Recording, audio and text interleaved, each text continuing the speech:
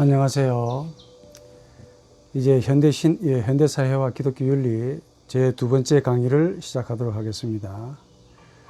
오늘의 이 강의 제목은 신의 죽음과 현대인의 의식에 대해서 조금 생각을 해봅시다. 지난주 강의의 연속이죠. 우리 지난주에는 현대사회의 병폐, 황폐, 피폐 이렇게 비참하게 사는 이유를 살펴봤죠. 살펴보는 가운데 있습니다. 물론 많은 원인들이 있겠지만은 그 중에서 가장 정신적인 혹은 영적인 원인은 소위 그 현대인의 그 잠재 의식 속에 혹은 그 소위 집단 의식 속에 신이 죽었다라는 이 니체 선언과 같은 동일한 의식을 가지고 있다 하는 걸 문제로 제가 지적했습니다. 신이 죽었다라는 이 이야기를 선포한 니체는 현대인의 정서를 하나의 반영한 셈이고, 알게 모르게 우리 현대인들의 의식은 그걸 많이 가지고 있다는 것이죠. 알고 보면은. 특히 서구의 정신사의 시작은 다 알다시피 신이 있다 에서 출발했는데, 현대에 와서는 신이 죽었다로 종결됩니다. 이 현대인들의 영혼의 상태를 니체가 그대로 잘 대변해준 철학에 불과합니다. 니체의 철학은. 신이 죽었다라는 그 결과로 인해서 나타나는 많은 허무주의, 그게 긍정적인 허무주의도 있고 또 니체처럼 부정적인 허무주의도 있습니다. 여기저기서 많이 나타나고 있습니다. 그 나타나는 그 대표적인 뭐가 나타나느냐, 인간 본성이 가지고 있는 동물성이라고 하는 소위 히메르 의지죠. 이 동물성이 아주 다양하게 발휘가 된다는 겁니다. 그러니까 신이라는 이름으로 포장이 되어 있던 이런 꺼풀이 벗겨지고 나니까 그 신이라는 이름으로 사유했던 모든 것들의 그 뿌리가 되는 소위 동물성이 다양하게 발휘가 된다는 게 바로 현대사회의 영혼의 피폐함을 준 원인이 된다고 지적했습니다. 마치 집에 가장이 죽었습니다. 그래도 명색이 가장이지 않습니까? 근데 아버지가 죽고 나니까 부인과 자식들이 이제 가장이 된 셈이죠. 이제 간섭하는 자가 없고 훌랄라 훌랄라 너무 좋지요. 자유하고 행복할 것 같이 보이는데 조금 시간이 지나 보십시오. 거기에서 가장이 없는 아버지가 죽은 사회 가정이 되면은 자식들이나 많은 이 가족들이 가족들이 가지고 있는 다양한 충동들이 나타나서 그야말로 무법천지가 되고, 조금 우리 비하에 속된 말로 아버지 없는 자식들, 가정이 된다 그 말입니다. 이와 상당히 유사하다. 그래서 서구 정신사에서 한 가지 중요한 사실을 배워야 한다는 건데, 특히 20세기 전까지만 해도 다른 피조물들에 비해서 인간의 탁월성 혹은 인간의 그 우월성을, 독특성이나 이런 것들을 인간의 이성에서 찾았습니다. 그러니까 이성에 있어서만큼은 인간이 동식물보다, 다른 피조물보다 확실히 우월하고 독특하다라고 여겼죠. 그래서 이런 인간 이성 중심을 가지고 인간을 가리켜서 도구를 만드는 인간, 호모 파버, 생각하는 인간, 호모 코기탄스, 호모 라티오날레, 이성적인 동물, 존 폴리티콘, 사회적인 동물, 혹은 또 만물의 영장이다, 인간을. 이런 식으로 인간의 우수성을 도배하는, 소위 채색을 하는 그런 슬로건들이 많이 주어졌습니다. 그런데 이런 도배들이 19세기 니체에 와서 완전히 아작이 났다는 거 아닙니까? 인간은 만물의 영장도 아니고 호모 코기탄스, 생각하는 동물도 아니고, 또 이 아니말 라티오날레, 사실 이 아니말 라티오날레를 직접적으로 이끌었던 장본인이 바로 니체인데, 이성을 가지고 인간의 그 모든 것들을 사유하고 판단하는 이런 능력을 가진 자가 인간이 아니다. 인간은 그런 점에서 탁월한 우수한 존재가 아니다라고 말했죠. 단지 인간이라고 불리는 하나의 또 다른 동물에 불과하다, 인간이. 이걸 니체가 고발했습니다. 니체 인간은 바로 그 점이죠. 인간은 인간이라고 불리는 히메르 의지를 가진 또 하나의 동물에 불과했다는 겁니다. 인간은 자연을 정복하고 다스리며 창조주의 뜻을 실현하는 어떤 신적인 능력을 가진 신적인 존재가 아니라 알고 보았더니 사실은 히메로의 의지라는 동물성을 가진 그저 인간이라는 또 하나의 동물에 불과하다는 점을 이론적으로 니체가 가르쳐 주었고, 그게 바로 현대인의 의식 속에 니체가 말했던 바 그대로 이 현대인들이 실행하고 살아가고 있더라는 겁니다. 늑대는 늑대라는 동물이기 때문에 늑대라는 동물성을 숨기지 못합니다.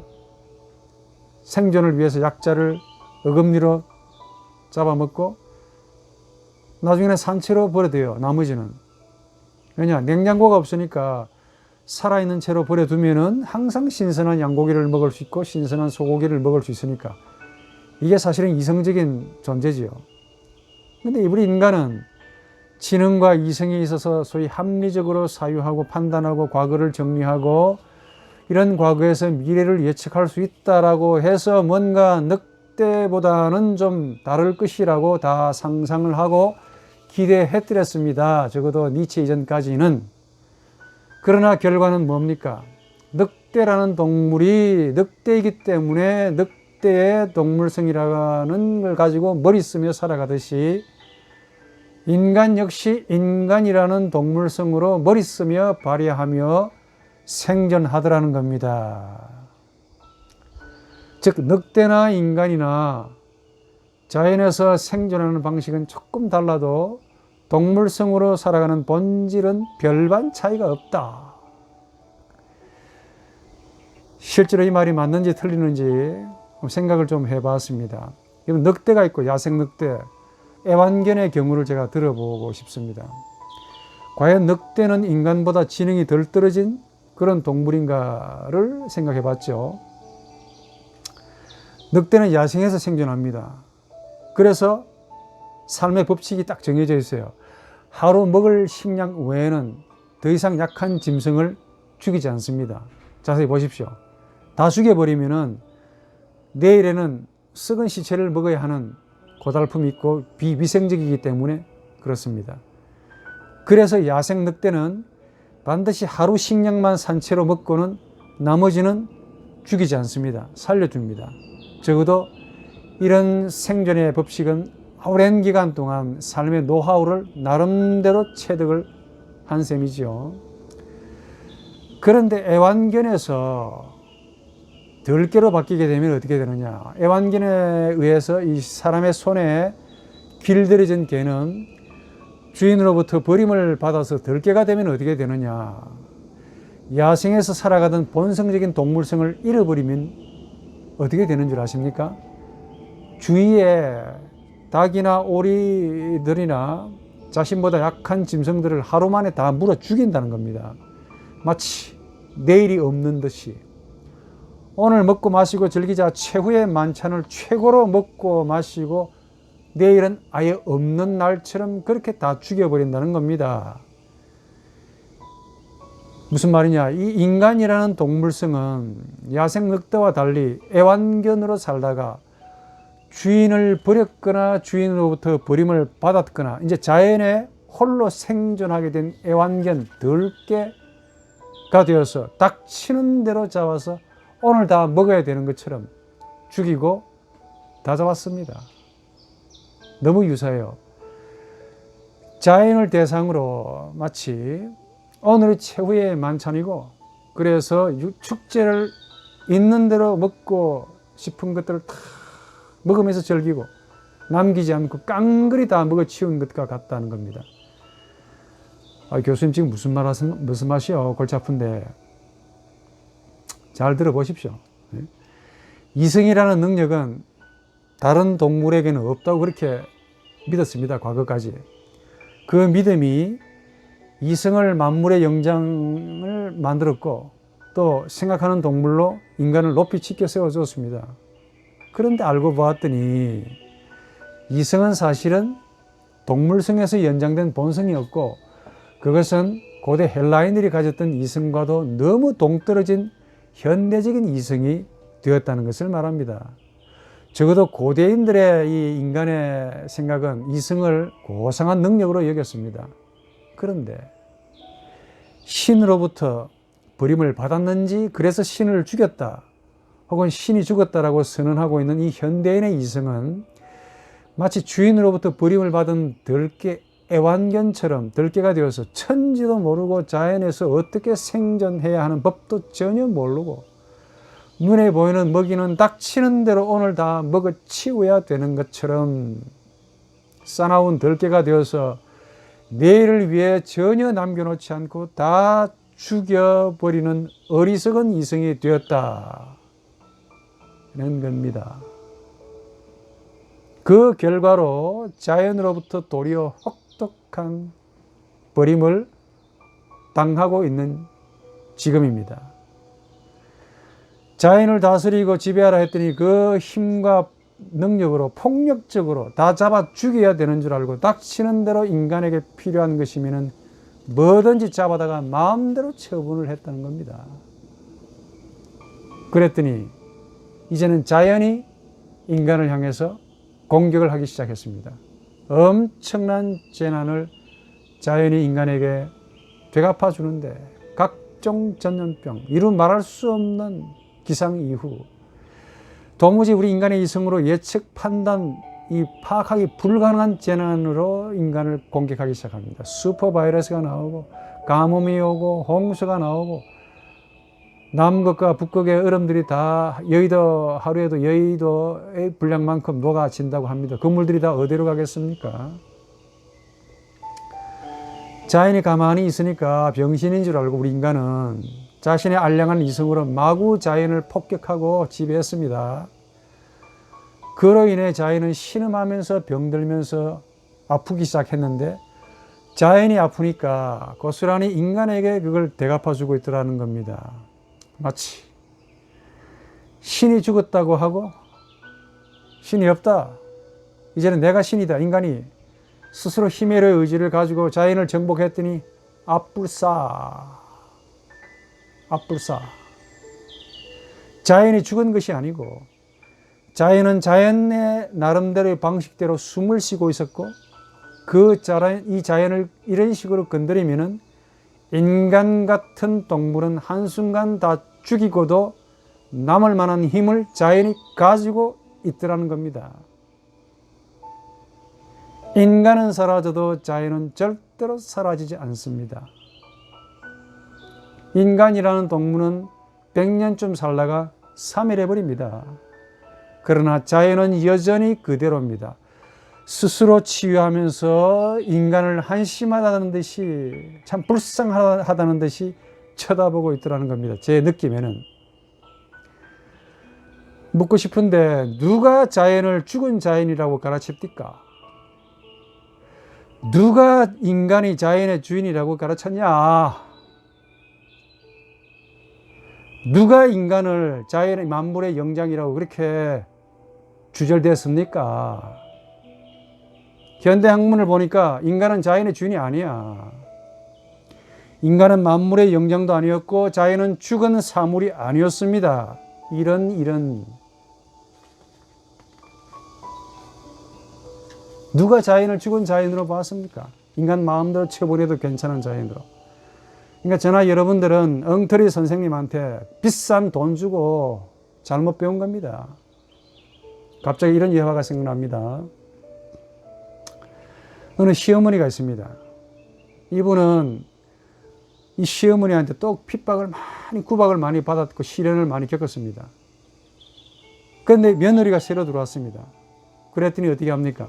자신이 과거에 시어머니한테 받았던 군기, 이 핍박을 그대로 새로 오는 며느리한테 박대를 하고 자존감을 엎어버리고 아주 힘들게 합니다. 이런 경우 참 많습니다. 훗날 어떻게 되었을까요? 시어머니와 며느리는 서로 철천지 원수지간이 되었습니다. 그런데 막말로 시어머니는 늙고 힘이 없는데 나이를 먹어보십시오. 며느리는 시어머니보다 젊기 때문에 아직도 쌩쌩하고 건강합니다. 누가 이겼을까요? 강한 자는 힘센 자가 아니라 살아남는 자가 강하다는 말이 제일 싫어합니다. 지금 힘 좀 있다고, 권세 있다고, 시어머니 위치에 있다고, 내 아들 빼앗아 갔다고, 밥만 식충이라고 그렇게 괄시 멸시를 하는데, 갑질하다가 나중에 늙어서 아프면은 그 공격한 만큼 대접을 받습니다. 불쌍한 처지가 된다니까 좀 알고 사시기 바랍니다. 이게 어찌 시어머니의 문제겠습니까? 그러니까 이 시어머니와 며느리의 관계를 좀 들여다보면 리비도의 문제가 나오는데 먹는 문제와 절대 무관하지 않습니다. 이 시어미가 볼 때 며느리는 공짜로 밥만 축내는 여자로 보인 거야. 그래서 이거 해라 저거 해라. 며느리는 말도 못하는 바보인 줄 알고 군대도 아닌데 이 시어미가 며느리를 쫄병으로 취급했습니다. 제 군대 생활 쫄병 때 심하게 그렇게 힘들었다는 거 아닙니까? 좋아요. 시간이 지났습니다. 시어머니는 제대를 하겠죠. 반면에 며느리가 육군병장이 되었습니다. 육군병장은 장성과 동급의 처지입니다. 이 박대받은 며느리는 평생 마음으로 시어미를 싸나운 개로 여기고 삽니다. 이제 반대의 예가 있습니다. 실제로 일어났던 일입니다. 며느리가 들어왔어요. 시어미가 너무 반갑게 대해주고 마치 새 딸이 생긴 것처럼 그렇게 사랑해 주었습니다. 다정하고 섬겨 주었습니다. 닦아주고 밥 먹여주고 도와주고 가르쳐주고 그렇게 애정 어린 말로 대해 주었습니다. 결과는 어떻게 됐을까요? 왜 잘해줍니까? 라고 물어봤더니 그 시어미가 하는 말이 인상 깊습니다. 내가 내 어미 저 시어미한테 너무 힘들게 살아서 이제 저 며느리한테는 고생시키지 말아야지. 그래서 잘해주었다는 겁니다. 명언이 나왔습니다. 명언. 들어보시겠습니까? 명언은 그냥 나오는 게 아니야. 고생을 해야만이 명언이 나오고 아픔에 이 늪에 빠져야만이 명언이 나온다는 거 아시기 바랍니다. 그냥 머리에서 만들어진다고 나오는 게 아닙니다. 시어머니가 뭐라고 했는지 아십니까? 그 시어머니가 잘해 주었더니 정말 예쁘게 보이더라는 겁니다. 뭐라고요? 바로 그겁니다. 잘해 주었더니 진짜 예쁘게 보인다. 이게 명언입니다. 박대하니까 밉게 보이는 거야. 홀대하니까 밉상으로 보이는 거지. 반대로 생각해 보십시오. 이쁘게 대부분 사람들이 이쁘게 보이니까 잘해준다라고 판단하시는데 그건 여러분들의 생각이고 한심하지. 예뻐야만이 예쁜 구석이 있어야만이 잘해주겠다 이렇게 말씀하시는데 아닙니다. 반대입니다. 잘해주시면 예쁘게 보인다 이게야. 예쁘게 보이기 때문에 잘해준다가 아니고 잘해주면 예쁘게 보입니다. 가뜩이나 며느리는 처음 왔잖아요. 겁을 먹고 있고 긴장하고 아주 예민하고 상처받기 쉬운 마음인데 거기다가 폭탄 같은 막말을 하고 온갖 가시돋친 말을 하고 갑질도 갑질 나름이지 그 며느리한테 왜 갑질합니까? 약한 사람한테 왜 갑질하냔 말이야. 당신도 약해봤잖아. 조금만 생각하면 고맙지 않습니까? 살림 살아주지요. 당신 손자 낳아주지 않냐. 그런데 어떻게 밥만 축내는 그런 여자로 보냐? 누가 시어미가 주인이라고 가르쳤을까? 누가 며느리가 종년이라고 그렇게 가르쳤냐고? 누가 갑질하라고 그렇게 가르쳤습니까? 이 며느리도 곱게 키운 남의 딸입니다. 타자입니다. 손님이라 하니까. 와서 온갖 구전질을 다 할 거 아닙니까? 이 갑질하는 이면에는 자신의 생명이 위협을 느끼고 있다는 본성적인 태도에서 나오는 겁니다. 오늘 이야기를 좀 해보죠. 시각만 조금 바꾸어도 인생이 달라질 텐데 이런 것들이 다 어디에서 나오느냐? 본질적으로 전부 신이 죽었다라고 여기는 현대인이 살아가는 방식에서 나온 겁니다. 무슨 말인가 모르시죠? 신이 죽었다는 것은 내가 객관적으로 보니 신이 죽었다가 아닙니다. 니체가 말하는 것은 신을 죽인 인간이 있다라는 말이고 그 인간이 히멜의 의지로 신을 죽였다를 고발합니다. 조금 더 자세히 그럼 히멜의 의지의 그 근거가 뭐냐? 제 이야기보다 하이데거 이야기를 듣는 게 낫겠죠. 아직 소유되지 않는 그런 것을 향한 노력으로서 나타나며 결여나 모자람의 감정에서 파생된다. 무슨 감정에서 일어난다고요? 모자람의 감정에서 파생된대요. 그러니까 내가 모자란다, 내가 파손되었다, 내가 손상되었다, 내가 결핍되었다라는 이 심리학적인 감정들이 사실은 히메로의 의지의 본질이라는 겁니다. 하이데거는 니체가 궁극적으로 추구하는 것이 히메로의 의지라고 규정하면서 히메로의 의지라는 제목은 니체 철학의 궁극적인 본질적인 근본적인 말이다. 딱 잘라 말합니다. 더 흥미로운 것은 니체가 1883년도에 알조 시프락 자라투스트라, 그래서 자라투스트라는 말했다라는 자신의 저서에서 재미있는 말을 남깁니다. 니체죠. 나는 살아가는 것을 보는 곳이면 거기에는 항상 히메로의 의지를 보았다. 그리고 섬기는 자의 의지에서도 나는 주인이 되려는 의지를 보았다라고 말합니다. 처음 제가 이 책 읽고 좀 황당했다는 거 아닙니까? 의지가 뭐냐? 주인이 되려는 의지를 가리킵니다. 종으로 왔습니다. 섬기는 자로 왔단 말이야. 근데 본인이 섬기는 자로 와 있으면서도 사실은 거기 주인이려고 하는 거예요. 종들끼리도 서열을 매기고 수와 양의 스칼라, 등급표를 매기면서 주인이 되려고 하더라 그 말입니다. 니체가 그걸 본 거야.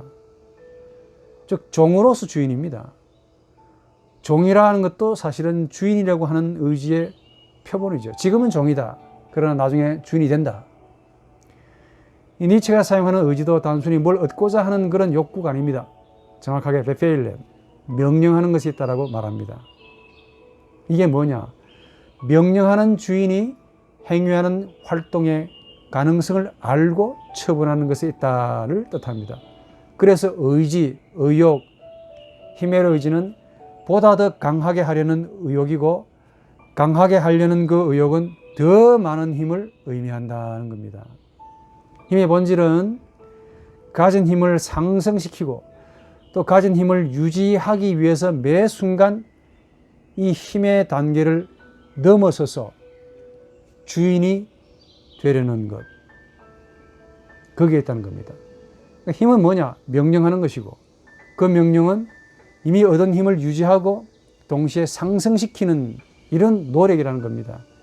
궁극적으로 주인이 되려는 의욕이고, 목표는 힘 자체라는 겁니다. 목표가 없어요. 힘 자체. 그래서 하이데거는 이렇게 평론합니다. Alles Befehlen stellt sich der Wille mit sich selbst und das heißt mit seinem Gewollten zusammen. 명령함으로서의 의지는 자기 자신과 그렇게 의욕됨과 함께 있다라는 말입니다. 니체 주장을 좀 잘 이해해 보시기 바랍니다. 이 말이 학문에서만 해당되는지요? 한 나라의 정상들이 모인 소위 국제 포럼, 국제 정상들의 모임을 제가 봤습니다.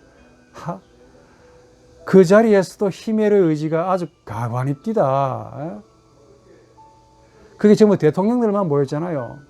근데 작은 대통령, 큰 대통령 서로 겉으로는 존중해 줍디다. 근데 얼굴에서 비치는 제 모습은 봐라, 나 이런 사람이다. 나 세계적인 대통령이다. 얼굴에 교만과 오만이 가득 차 있다 이게. 악수도 안 해. 누구라고 말은 못 하겠는데. 이런 의지는 정치인들이 국회에서 하는 의지와 동일하고 한 집안에서 시어미가 며느리에게 하는 행동의 동인이고, 코로나가 바로 코앞에 와 있음에도 교회에서 싸우는 싸움의 원천이 되기도 합니다. 그 본질이 바로 히메로의 의지입니다. 즉 주인이 되고 싶은 의지야. 명령하고 지배하고 남을 마음대로 처분하고 자기 말에 복종시키는 의지라고 말입니다. 그러니까 니체 신이 죽었다라는 말은 전통적인 신이 죽었다라는 말이고, 더 이상 그 신은 가치의 중심이 아니다. 가치가 없다는 뜻이죠. 절대적인 규범이 없다라는 말이죠. 신이여, 더 이상 나에게 명령하지 마소. 명령할 자신이 있습니까? 능력이 있으십니까? 힘 없으니까 이제 신이 되지 마시고 내려오시라. 듣고 싶지 않소. 이게 바로 현대인들의 자의식입니다. 나아가서 인간이 신을 죽였다는 의미죠. 인간의 의지가 신을 쫓아내버리고 신의 자리에 앉았다는 의미고, 이제 그런 인간이 신이 되어서 모든 것들을 관리하고 통치하고 찬탈하고 자연을 마음껏 가져보겠다는 강력한 의지입니다. 그래서 니체의 이 예언적인 선언대로 현대인은 오늘도 내일도 모레도 어제도 신이 되기 위해 무진장 노력합니다. 회장님도 신이 되려고 하고, 상무님도 신이 되려고 하고, 전무님도 부장님도 신이 되려고 하고, 심지어 이제 갓 들어온 신입사원도 꿈이 있습니다. 꿈이 뭐요? 진급. 왜 진급하려고 그러는데? 명령하고 싶어서, 자신의 힘을 발휘하고 싶어서 꿈을 가지고 삽니다. 처음에 니체를 제가 또라이라고 여겼는데 이제 와서 보니, 야, 이거 말 맞다. 전부 주인이 되고 싶은 욕구를 그대로 표현해 놓았네. 전부 신이 되어서 지배하고 명령하고 다스리고 싶어 한다는 것을 본 겁니다. 학교에서도 그렇고, 노회에 가서도 그렇고, 총회에 가면 더 그렇고, 지교회 가서도 그렇고, 심지어 교회 전도회가 있지 않습니까? 한번 보십시오. 간혹 봅니다. 심지어 우리 대학생들 대표 회장을 뽑는데도 거기서도 나와. 힘의 의지가. 이런 시각으로 니체의 눈으로 지금 선거를 한번 보십시오. 선거. 기가 막히지 않습니까? 자신을 뽑아주면은 종이 되고 머슴이 되겠다고 했는데 그건 자기 생각이고, 되고 나면은 그 순간부터 갑질이야. 주인이고 명령이고 호통치고 놀랄 노자입니다. 부모는 자기가 자식을 낳아줬는데 낳아주었다고 그 자식한테 힘의 의지를 드러냅니다. 내 말 들어라. 그리고 자식끼리도 형 동생이 있어가지고 아이도 힘의 의지를 자랑하고 뽐내네. 이거 초등학교 중학교에서도 덩치가 조금 큰 도토리가 자기보다 조금 작은 도토리에게 물 떠오라고 심부름시킵니다. 고등학교 가니까 주먹 쓰는 강아지가 주먹을 못 쓰는 강아지에게 돈을 빼앗습니다. 여자 고등학교에서는 무슨 일이 벌어졌느냐. 눈이 째진 여고생이 성격이 온순한 다른 여학생에게 담배를 꺼내 물고 어이 창피를 주고 왕따시키고 망신과 수치를 줍디다.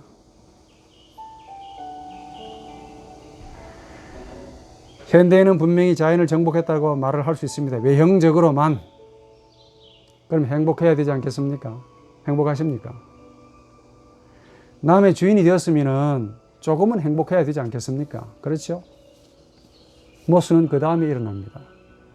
신이 죽었다고 선언한 대가로, 다시 말해 신을 죽이고 대신 신이 된 인간이 자연과 마주하게 되면 어떻게 되느냐의 문제입니다.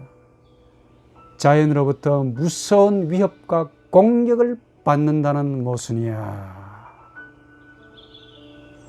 이게 성경에 나옵니다. 성경은 기가 막힌 하나님의 말씀이야.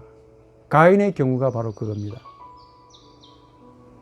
가인이 동생을 죽였죠. 아벨을 찾는 하나님께 가인이 뭐라고 말했습니까? 내가 동생 지키는 사람입니까? 이렇게 하나님께 대항했던 가인이 처음 느꼈던 것이 뭐냐? 자연으로부터의 강력한 위협이었습니다. 저거 나 죽일 것 같다. 너 동생 아벨 어디 있느냐? 창세기 4장 9절에 하나님이 가인에게 물으셨습니다. 그런데 이 질문은 자세히 들여다보면 선악과를 따먹고 나무 뒤에 숨어있는 아담에게 하신 말씀과 동일합니다. 너 어디에 있느냐? 라는 말이죠. 이 질문에 아담이나 가인이나 대답이 다 상당히 유사하다는 거 아십니까? 아담은 뭐라 한 줄 아십니까? 두려워서 숨었습니다 라고 했습니다. 그래도 아담은 좀 괜찮아요. 가인은 이렇게 말합니다. 모릅니다. 내가 동생 지키는 놈입니까? 이렇게 말했다 하니까. 그런데 좋아. 창세기 4장에서 땅이 가인을 저주한다고 하나님이 예언해 주었습니다. 그 심판이 가인에게는 너무 무거워서 가인이 스스로 뭐라고 토설한 줄 아십니까? 만나는 사람마다 자신을 죽일 거라고 했습니다. 위협을 느꼈다는 말이야. 요즘 말로 공포증이야. 개인 공포증. 죽이려고 하지 않았는데도 본인이 공포를 느끼는 거야. 참 흥미롭죠?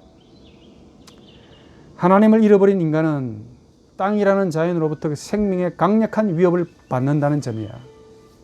땅이 저주할 거다. 하나님의 말씀은 가인에게 하나님이 내린 심판이 아니고 하나님을 잃어버린 결과를 하나님이 가인에게 친절하게 예언하신 겁니다. 죄를 지어놓으니까 이걸 심판으로 알아듣는 거죠.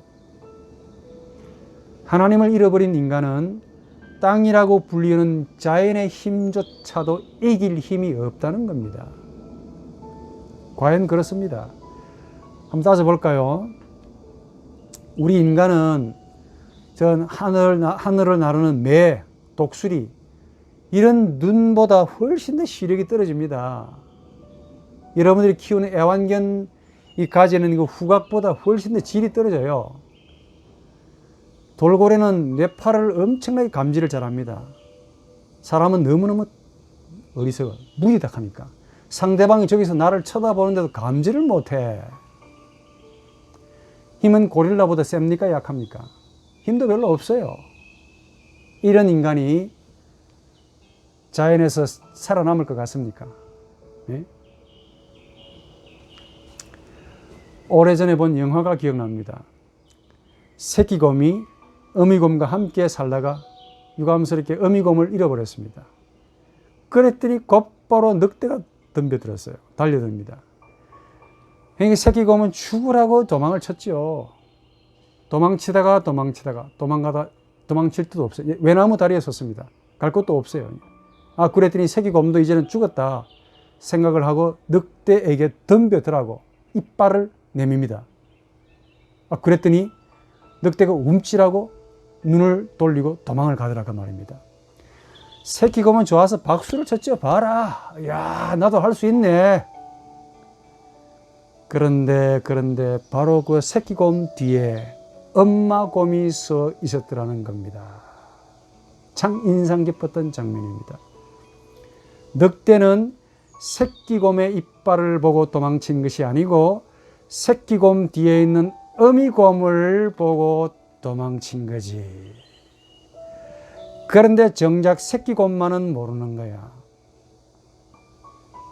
곰이 늑대에게 먹힐 수 있습니다. 단 어미곰이 되면은 더 이상 먹히지 않겠죠. 그 전까지는 끊임없이 생명의 위협을 받습니다. 숲에서 최고의 알통, 우두머리라고 불리는 이 곰도 새끼곰 때는 들개에게 먹힙니다. 개한테도 먹혀. 이 동물의 왕국에서 보니 제가 볼 때 중간 정도 사자입니다. 사자가 깃털나기 전에 조금 났던 그 사자인데 하이에나, 개한테 공격을 받고 처참하게 물려 죽었습니다. 동물의 왕이라고 불리는 사자가 고작 똥개한테, 개한테 먹힙니다. 아직 새끼일 때는 그래요. 무슨 말씀을 드리고 싶으냐? 하나님의 형상이라는 인간도 마찬가지입니다. 하나님과 함께 있을 때는 만물에게 이름도 부여하고 다스리고 지배할 수 있지만은 하나님을 잃어버리면은 들개에게도 먹힙니다. 예, 지금 개에게조차 자기가 키운 개에게 먹혀가지고 한 해에 죽는 사람이 수십 명이라 하지 않습니까? 그래서 가인에게 하나님은 가인이 죽지 아니하도록 표를 주었다고 했습니다. 어떤 분은 이 표를 문신이라고 해석하는데 절대 그럴 리가 없지. 문신은 무슨 문신이야. 아마도 이 표는 영적인 것이 분명합니다. 이것 때문에 인간의 능력이 최고로 발휘되었고 그로 인해 자연과 땅으로부터 멸망당하지 아니한 것이라고 봅니다. 저는 개인적으로 이것이 타나토스와 같은 영적인 무엇이 아닌가라고 생각합니다. 창조 시에 받은 그 하나님의 형상이 이것 때문에 최고조로 발휘가 되었습니다. 그래서 자연을 비록 하나님의 뜻대로 지배하고 다스리지는 못하지만은 적어도 자연이나 땅에 의해 멸망하지는 않았다. 이것 때문에 신이 죽었다는 것도 사실은 신을 죽였다는 사실이고 신을 죽였다는 것도 사실은 인간이 신의 도움 없이 살아갈 수 있게 되었다를 말하는 것처럼 얼핏 들립니다. 근데 미안한 말이지만은 신이 없다면은 인간은 자연이나 땅이라는 존재에서도 힘을 쓸 수가 없습니다. 그만큼 약한 존재이기 때문에 그래요. 그런데 이렇게 약한 동물인 인간이 참 모순입니다. 이렇게 자연에 대해서는 한없이 약한 인간이 유난히 강한 면을 누구에게만 보이느냐? 창조주 하나님에게만 유독 강하게 대항합니다. 이런 자연을 당해서 전혀 힘도 못 쓰는, 맥도 못 쓰는 무력한 인간인데, 사랑하는 하나님께는, 자기를 사랑한다고 사랑하는 하나님께만 아주 세게 강하게 나온단 말이에요. 하나님 없이는 자연으로부터 한 호흡도 못할 어린 곰 같은 인간이 마치 새끼 곰으로 비유하자면 그 엄마 곰으로 해당할 수 있는 하나님께는 유독 강하게 세게 나간다 그 말이야. 내가 동생 지키는 자입니까? 이 말 생각하면 생각할수록 하나님께 대꾸했던 그 가인의 대답이 대단합니다. 이 정도로 세게 나갔으면 진짜 힘이 있어야 되는 거 아닙니까? 그런데 땅이 저주하고 위협을 느끼니까 금방 꼬리를 내려 죽게 되었으니 살려주시오. 바로 이 의지가 장차 니체에게서 발휘될 히메르의 의지의 내용입니다.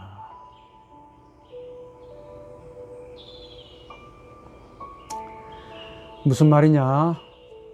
자신을 사랑하는 하나님께는 그렇게 강하게 내밀고 반대로 자신의 히메르 의지보다 강한 자에게는 한없이 약한 것이 바로 이 비겁한 인간의 히메르 의지입니다. 하나님이 없는 인간은 그냥 인간이라는 또 하나의 동물에 불과해집니다. 이성이 있어서 자연과 땅을 지배하는 것이 아닙니다. 고대인들은 도구를 발명하고 불을 발명하고 바퀴를 발명하는 것을 가지고 우리 인간은 대단하다 이렇게 자랑합니다. 과연 그렇습니다. 이 불의 발명은 대단한 힘입니다. 사실 불 때문에 인간은 자연이라는 문명, 자연에서 문명이라는 특수한 형태의 세상을 가지게 되었습니다. 그리고 바퀴 때문에 농사를 지을 수 있고 속도를 내게 되었고 오늘날의 자동차, 스마트폰 모든 놀라운 첨단 기계가 진화가 된 것이죠. 특히 우리 인간은 이 불과 바퀴를 발명할 수 있는 존재로 지음을 받았습니다.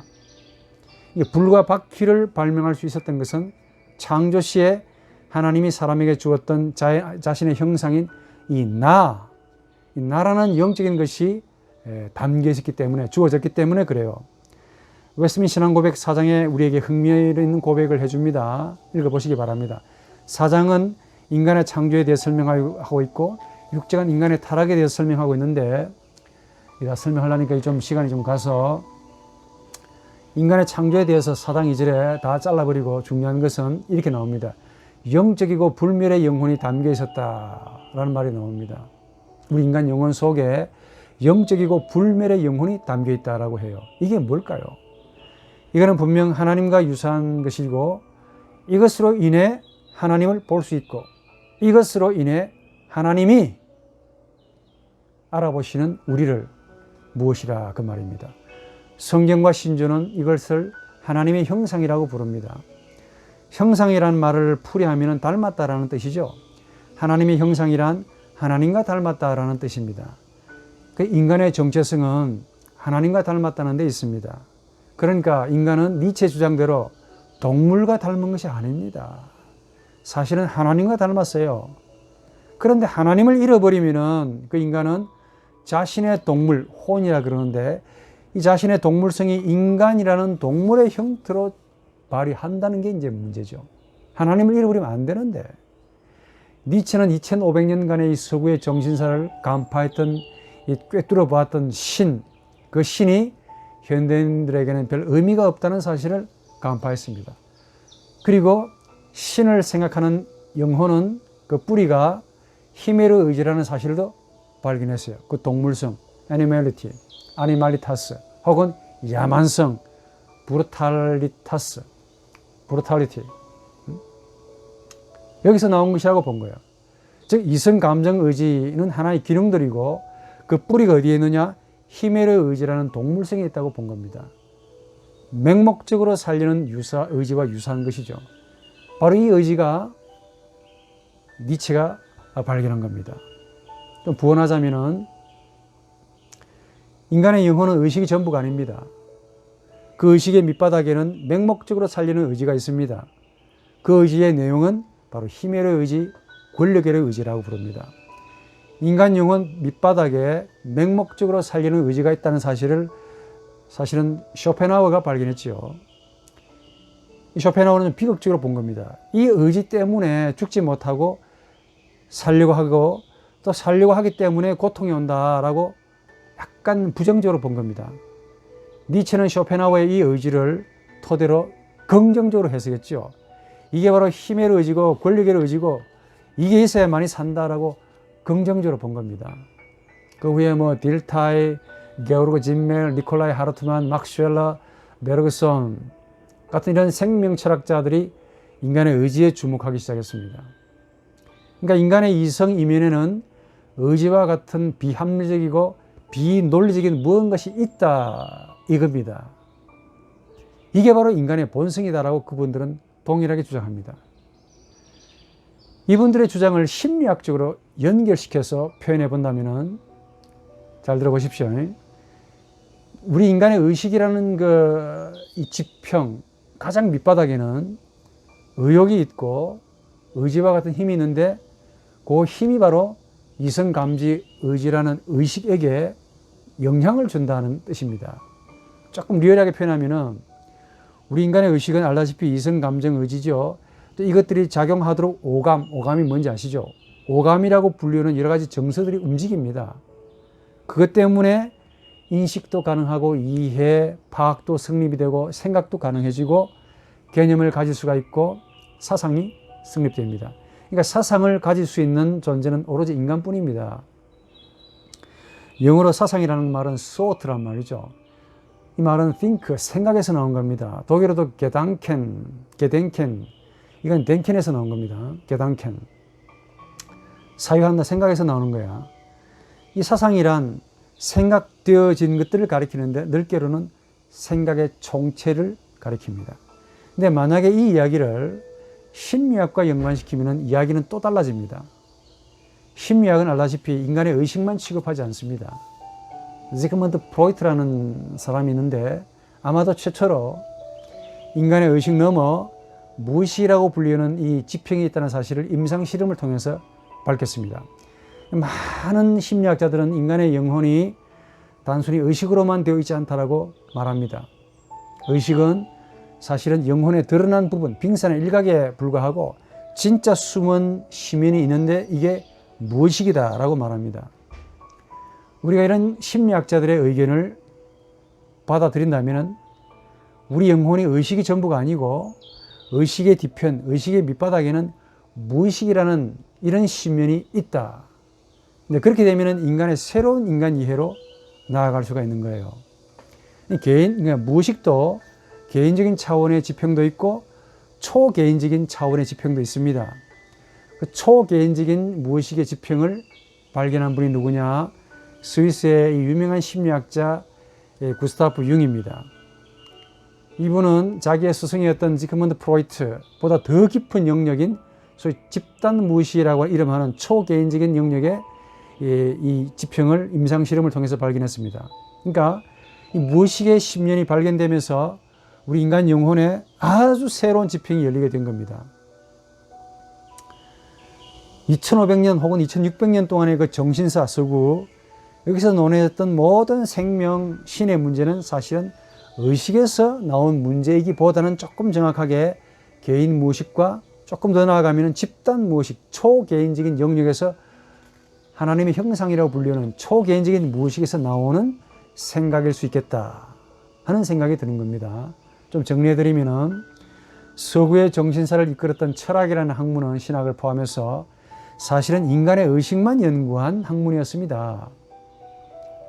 그리고 생명 철학자들의 주장을 좀 받아들이면 이 의식의 밑바닥에는 의지라는 이름으로 된 어떤 맹목적인 힘, 무조건적인 자연, 이걸 리비도라고 부르는데 이런 힘이 깔려 있다는 겁니다.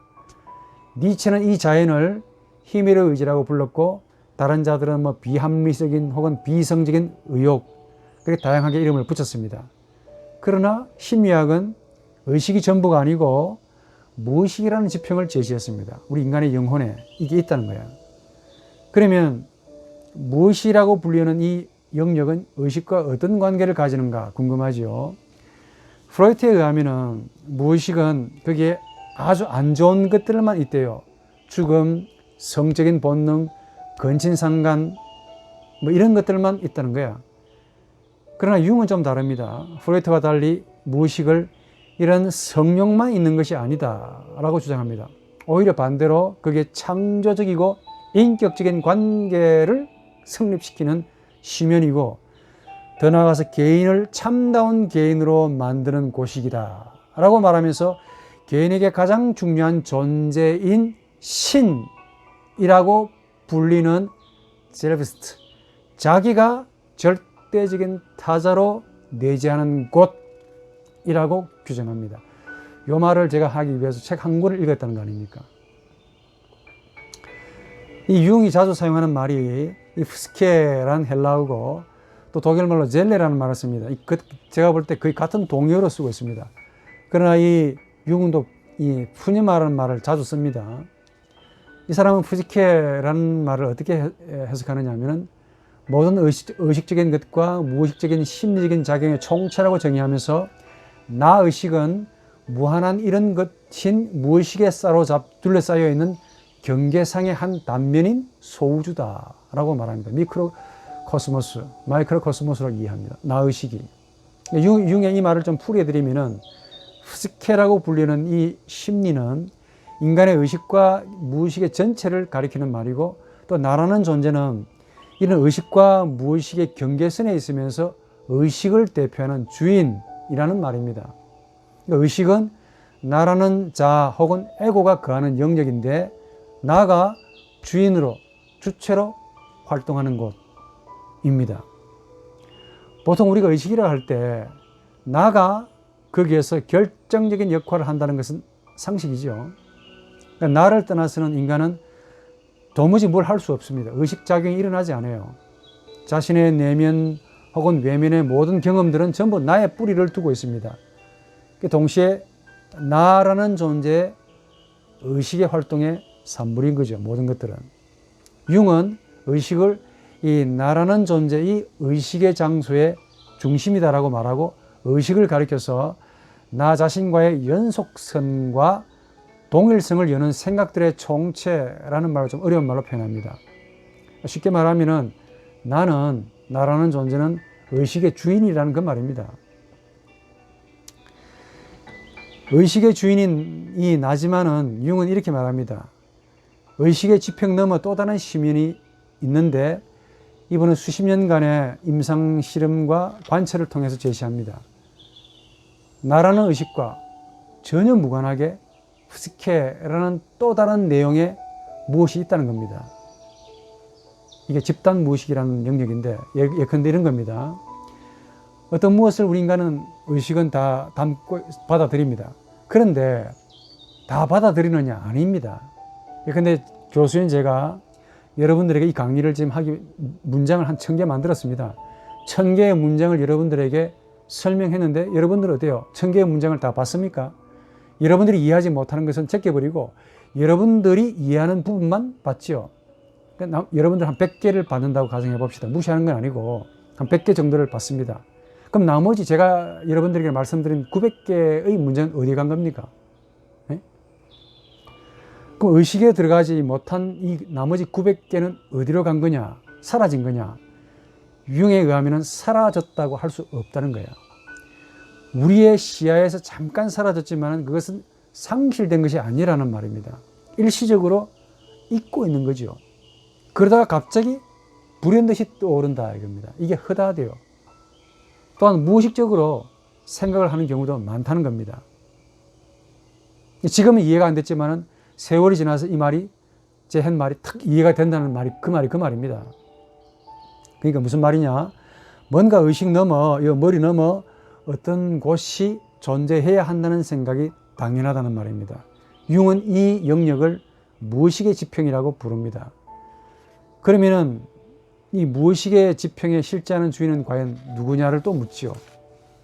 내가 아니지 않습니까? 나는 내가 아니야. 이 무의식의 지평은 누가 점령하고 있고 누구냐?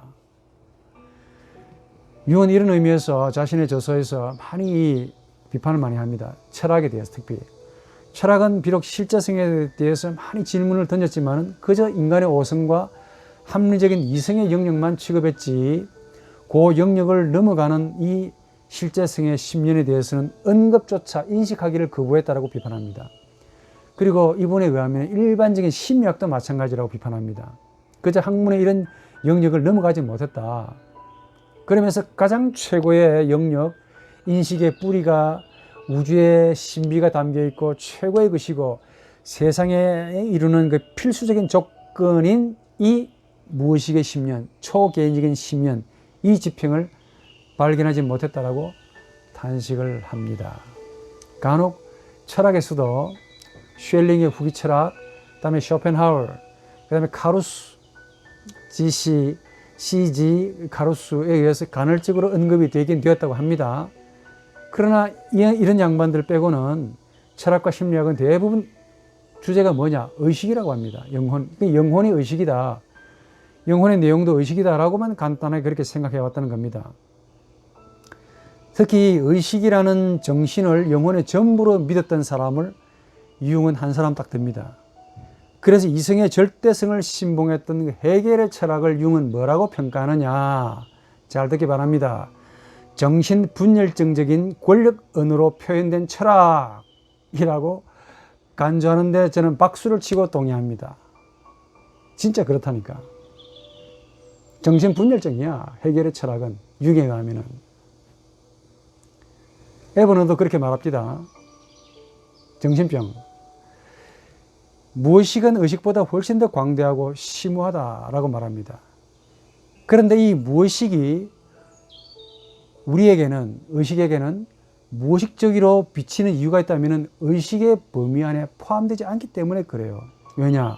의식은 이 무의식에 있는 이런 것들을 머물게 할 만한, 즉 무의식을 담을 만한 그릇이 안 된다는 거야. 의식은 빙산의 일각이고 내용에 있는 빙산의 그 큰 덩어리는 의식으로는 담을 수가 없다는 그 말입니다. 근데 만약에 무의식의 전부를 의식이 만약에 담게 되면 어떻게 되느냐? 융에 의하면 패닉, 정신병, 혼란에 빠진다고 단언합니다. 그래서 살아남기 위해서 의식이 담을 만한 경험과 지식만 받아들이고 나머지는 어떻게 합니까? 무의식의 지평으로 깔아앉는다는 겁니다. 상실되는 게 아닙니다. 지금 제 말이 여러분들에는 상실되는 것이 아니고 지금 무의식 속에 깔아앉는 겁니다. 그러다가 여러분들이 공부를 좀 하고 이해가 되면 이게 떠오를 겁니다. 콩나물에 물 주는 거 물이 샌다라고 생각하시면 안 돼. 이렇게 무의식의 지평에 하나하나 깔아앉았던 여러 기억들은, 지식들은 단순히 죽은 것들이 아니고 의식으로 나타나지 않는다. 그래서 사람들이 없다라고 여기는데 그게 큰 오류라는 겁니다. 나타납니다. 언제?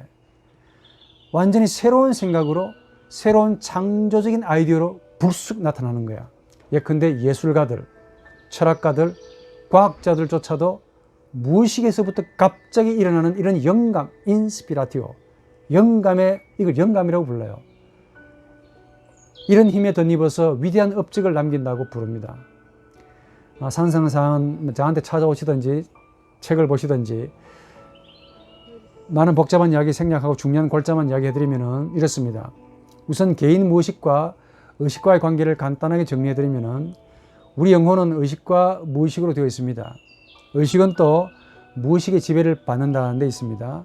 무의식이란 우리 정신의 지배를 내부 안에 있지만은 의식의 힘으로 지배할 수 없는 아주 영적인 영역입니다. 이것은 의식이 만든 언어로 표현할 수 없기 때문에 없는 것처럼 보일 뿐입니다. 그리고 무의식도 개인적인 차원의 무의식도 있지만은 초개인적인 차원의 무의식도 있습니다. 개인 무의식은 후천성을 갖는 특징을 가지지만은 초개인적인 무의식은 완전히 선음적이고 선천적입니다. 영혼이 형성되면서부터 타고난 거야. 초개인적인 영역은 다음에 취급하기로 하고, 이 개인 무의식은 주로 개인적인 감정의 컴플렉스로 형성됩니다. 개인이 세상에 태어나서 성장하면서부터 많은 정신적인 경험을 갖지요. 그리고 현실적으로 도덕 혹은 인륜, 가치 때문에 억눌리게 됩니다. 이런 내용들이 성적인 것들을 포함해서 이런 모든 욕구 혹은 심리적인 성향들이 강박이 되어서 깔아앉습니다. 그런 것들로 구성되어 있어요. 그러니까 의식에서는 현실적으로 자신들이 원하는 것을 이룰 수가 없잖아요. 법 때문에, 사회적인 윤리 때문에, 인륜적인 것 때문에, 뭐 도덕적인 것 때문에 하고 싶은데 할 수가 없잖아요. 강박이 되지요. 억압이 됩니다. 좌절이 됩니다. 이런 것들이 사라지는 것이 아니고, 이런 것들은 소위 초자라고 하는 이런 의식이 또 다르게 만드는 자아가 있습니다. 해서는 안 된다 이게야. 내 리비도는 욕구대로 하고 싶은데 이걸 욕구대로 다 실행하면 안 된다라고 초자아가 또 명령합니다. 그러니까 자아는 이러지도 못하고 저러지도 못하고 중간에서 방황하는 것이죠. 힘도 없는 거예요. 그러니까 우리가 이 심리학에서 말하는 개인 무의식의 차원을 받아들이면은 인간 이해가 훨씬 더 넓어집니다. 그리고 성경 이해도 가장 구체적이고 폭넓게 이해가 된다는 거예요. 제 경험에 따르면은 예수의 가르침은 상징도 아니에요. 과장도 아니고 비약도 아니고 비유도 아닙니다. 말 그대로 실제라는 사실을 깨닫습니다. 다시 니체로 돌아와서 이 니체 신이 죽었다라는 선언은 우선 현상적으로 보면 니체 정신성을 좀 분석합니다. 단순히 이성, 감정, 의지가 머무는 의식에서 나온 선언이 아닙니다. 그러나 의식은 그냥 단순히 의식하는 행위가 있는 것이 아니죠. 사실은 무의식이라는 차원에 있는 여러 가지 욕구, 소원들, 그리고 성취하고 싶은 것들의 압박을 받으면서 의식 활동을 하고 있는 겁니다. 소위 개인 무의식이라는 리비도가 있습니다. 거기에는 많은 충동들이 압박을 받고 있어요. 의식이 압박을 받고 있습니다. 그러니까 의식 위로는 이 충동들의 욕구를 다 성취할 수가 없지요. 성취하면 안 된다라고 초자아가 압박을 가합니다. 의식은 중간에 서서 리비도의 압박을 받기도 하고 위로는 초자의 압박을 받습니다. 요 주체를 에고, 자아라고 부릅니다. 그러니까 자아는 리비도라고 하는 이 충동의 압박을 받기도 하고 위로는 초자아의 형태의 인륜, 도덕, 사회라는 이런 새로운 형태의 압박을 받는 것이죠. 간신히 의식 활동을 하고 있는 셈이 되는 겁니다. 자, 이렇게 본다면은 이 말을 왜 하느냐? 이제 니체의 말을 이해하기 위해서입니다. 니체 신이 죽었다라는 말을 분석해 보면 나옵니다. 이 선언은 니체 자신의 개인 무의식에 있던 인간적인 동물성이 의식으로 튀어나와서 의식적인 언어로 한 말이죠. 신이 죽었다, 이 말. 자, 그러면서 초자아가 있습니다. 니체에게서 초자아가 있습니다. 신은 죽을 수 없다라고 말하는 초자아, 즉 니체 자신의 그 초자아의 명령을 니체의 의식이 거역하면서 내리는 선언이었습니다. 이해하십니까?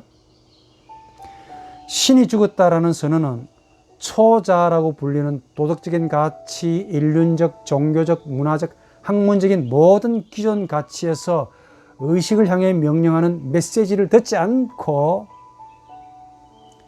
오로지 무의식에 있는 여러 가지 동물적인 충동들의 의식이 따르면서 내리는 의식의 선언입니다.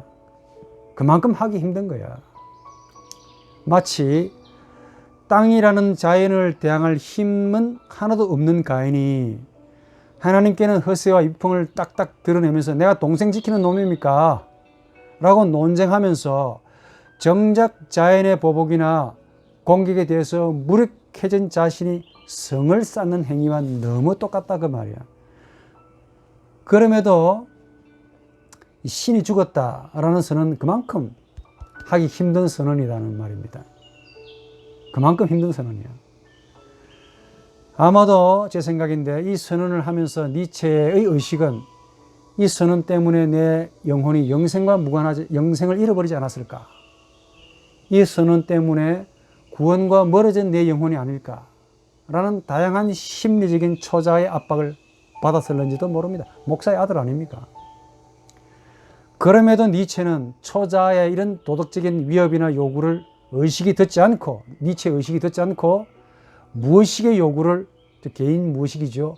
무의식의 요구를 의식이 받아들임으로 그 선언을 신이 죽었다라고 선언을 했던 겁니다. 그러니까 이 선언은 단순한 선언이 아니죠. 의식에 있는 이성, 감정, 의지의 영역을 넘어서서 개인 무의식에 거하는 인간이라는 동물성이 가지는 욕구를 따라준 겁니다. 의식이. 그만큼 니체의 리비도가 의식보다 강했다는 증거고, 니체의 리비도가 니체의 초자아보다 훨씬 더 강했다는 증거입니다. 단적으로 말해 얼마나 상처를 받았으면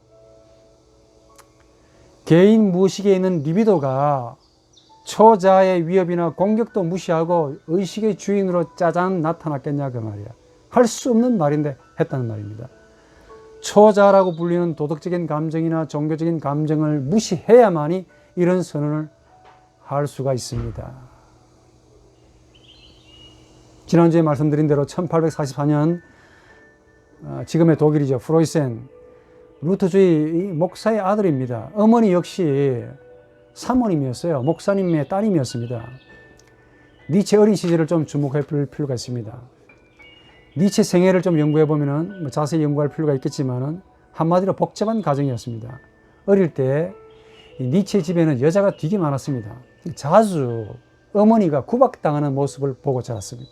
아버지는 별로 힘이 없었어요. 아버지 일찍 죽었습니다. 니체는 언제 어떻게 자랐느냐? 전부 다 누님들이나 동생이나 여자들의 양육을 받고 자랐습니다. 어머니가 구박을 당하는 모습을 보고 자랐고 아버지가 없는 가정에서 자란 거예요.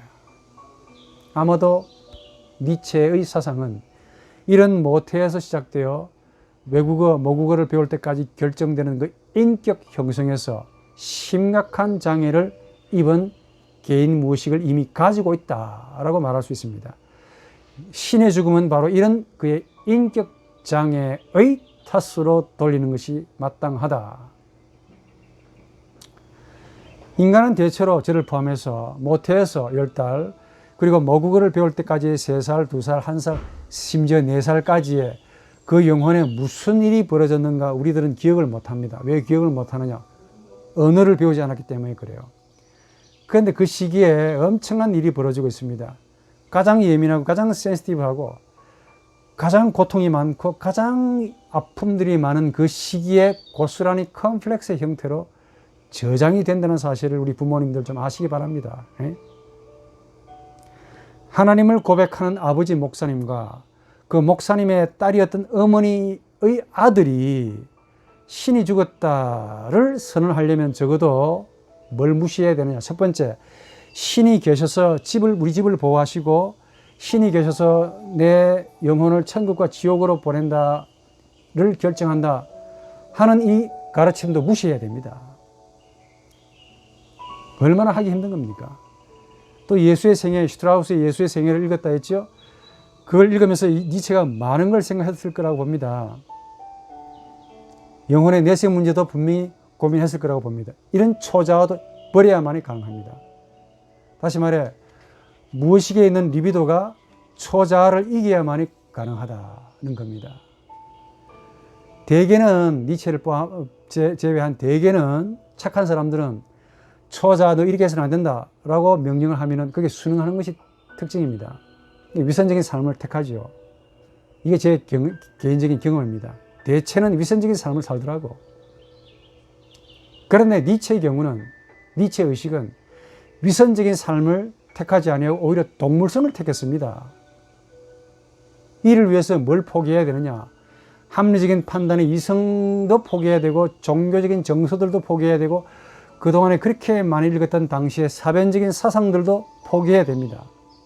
너무 많은 것들을 포기해야 비로소 인간의 동물성을 택할 수가 있는 거야. 막말로 니체가 쇼펜하우의 한 사람을 택하기 위해서 그 당시에 데카르트, 라이프니츠, 스피노자, 칸트, 헤르더, 쉘링, 피히테, 헤겔 전부 다 포기해야 됩니다. 비유로 말하자면은 저 명왕성의 여왕님이 이 지구의 나무꾼의 부인이 되기 위해서 자신의 별도 버려야 되고 자신의 국민들도 버려야 되고 자신의 여왕이라는 직분도 버려야 하는 것과 유사할는지도 모릅니다. 그만큼 힘든 작업이야. 아마도 내 생각인데 니체의 가장 큰 장애는 내 영혼이 영생을 포기해야 할는지도 모른다 일 겁니다. 니체가 학문만 포기했다라고 말해서는 안 됩니다. 이런 것들은 포기해야 되겠다 해서 포기되는 것이 아닙니다. 이런 것들보다 훨씬 더 센 무엇을 보든지 깨닫든지 해야만이 이런 것들을 과감하게 청산 포기할 수가 있다는 것이죠. 과연 기존의 가치들을 왕창 포기하고 새로운 가치 히메르 의지라는 동물성을 택하면서 신이 죽었다를 선언하게 한 것이 과연 무엇일까? 제 개인적인 판단은 이렇습니다.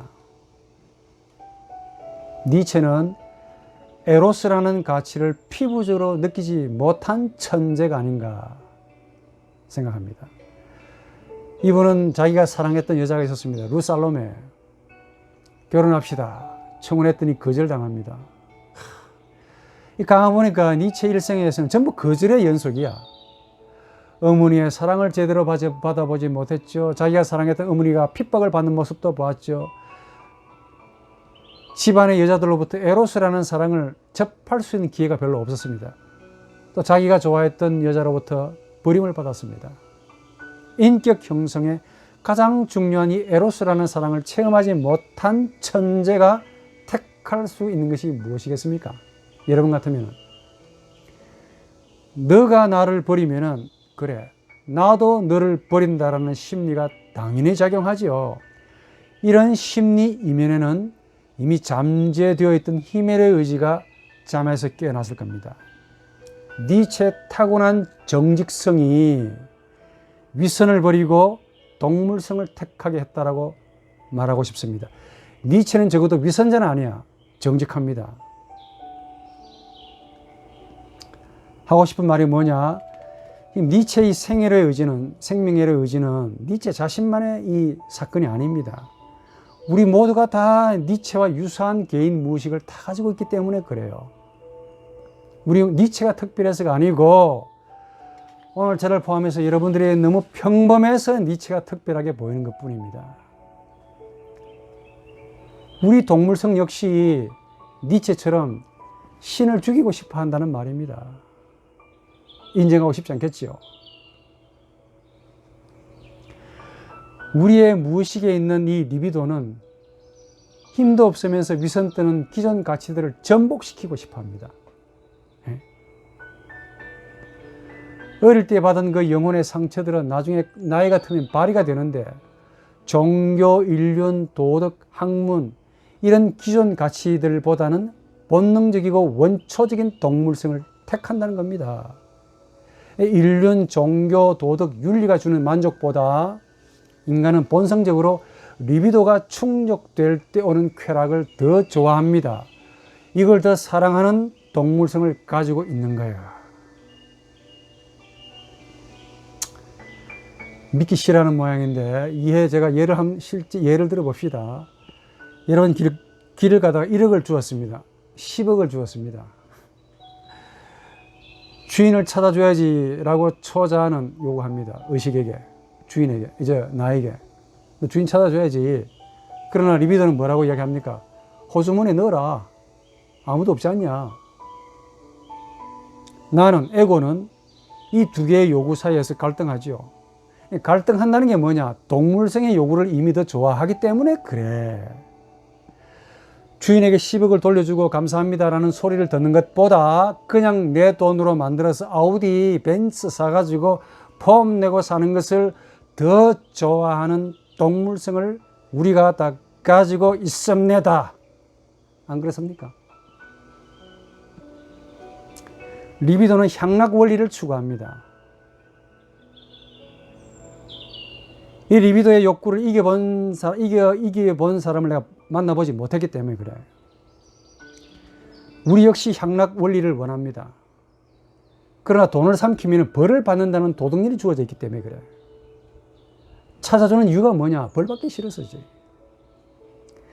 대체로 도덕률 때문에 억지로 하기 싫은 행동을 합니다. 이게 바로 위선이라 그 말이야. 심리학적으로는 위선입니다.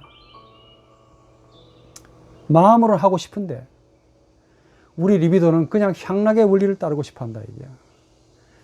그래서 법이 없다면 초자라는 원리가 없을 것이고 약자는 강자에 의해서 힘이 약하기 때문에 먹힙니다. 그래서 사회계약법을 만들고 종교를 만들고 법을 만들어서 컨트롤하고 있는 겁니다. 그러나 이런 니체의 눈에는 도덕적이고 종교적으로 살려는 모든 자들의 행위는 전부 거짓이고 위선으로 비쳤을 겁니다. 양반의 저서 가운데 안티크리스트라는 책에서 뭐라고 말하냐, 신이라는 것은 벌써 없다는 것, 죄인이나 구세주가 없다는 것, 자유라든지 윤리적인 세계 질서라든지 하는 것은 거짓말. 그 다음에 예수에 대해서 하는 말이 인상 깊습니다. 결국 오직 하나뿐인 기독교인이 있다. 한 사람밖에 없대요. 그는 십자가 위에서 죽었다. 그리고 또한 복음도 십자가 위에서 죽었다. 오직 기독교적인 실천만이 십자가 위에서 죽은 자가 살아있었던 것과 같은 삶만이 기독교적이다. 어떻게 생각하십니까? 얼핏 보면 정신병자 같은 말인데 자세히 분석해 보면 니체는 구원이 없다라고 말하는 것처럼 보이지만은 너 자신이 너 스스로를 구원하라고 말하고 있고, 놀랍게도 역사적 예수를 부인하기보다 오히려 역사적 예수를 믿고 있다는 데 놀랐습니다. 니체 당시의 신학자들은 역사적 예수를 부인했습니다. 그리고 니체는 예수를 믿었다는 거 아니야. 오직 예수 한 사람만이 진짜 기독교인이다라고 안티크리스트에서 말하고 있습니다. 한 번 더, 오직 기독교적인 실천만이 십자가 위에서 죽은 자가 살아있었던 것과 같은 삶만이 기독교적이다. 그래도 아버지 목사님과 목사 따님이었던 엄마에게서 보고 들은 것이 있었다는 증거죠. 완전히 내버릴 수는 없는 것 같아요. 니체는 예수를 저주하지 않았습니다. 바울을 저주했고, 그리고 니체 당시에 그 튜빙의 신학파를 기생충이라고 저주하고 다녔습니다. 예? 신이 죽었다고 선언한 니체의 주장은 사실 현대인의 내면을 그대로 표현한 말입니다. 즉, 초자연적인 신이 인간을 구원하는 것이 아니라 이제는 인간이 스스로를 구원해야 한다는 사실을 명확하게 말하고 있는 것이죠. 신이 죽었다라는 선언은 인간이 스스로를 구원해야 한다는 절박한 심정을 담고 있습니다. 그만큼 하기 힘든 말입니다. 그런데 니체의 이런 선언은 놀랍게도 우리 현대인의 마음에 그대로 있는 의식이야. 리비도입니다. 리비도. 이런 시각을 가지고 주변을 들여다보십시오. 우리 기독교인들. 그러나 그 내면을 들여다보니 니체 같은 마음이 너무 많더라 그 말입니다. 솔직히.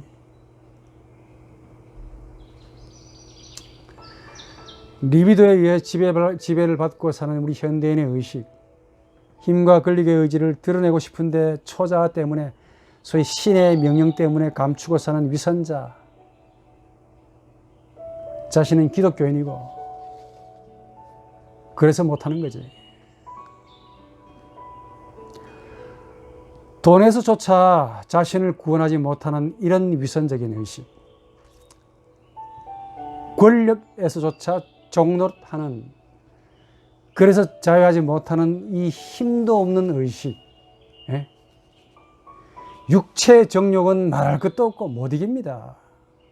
한마디로 스스로를 구원 못 시키는 이런 약한 의식을 가진 기독교인들, 일반인들을 향한 니체의 독설,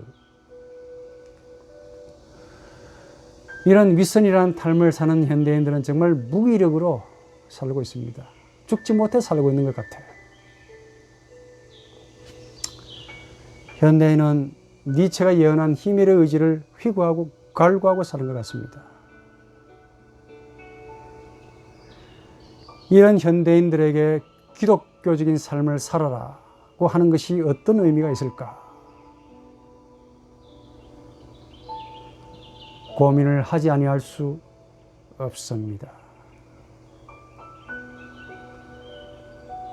건강하시기 바랍니다.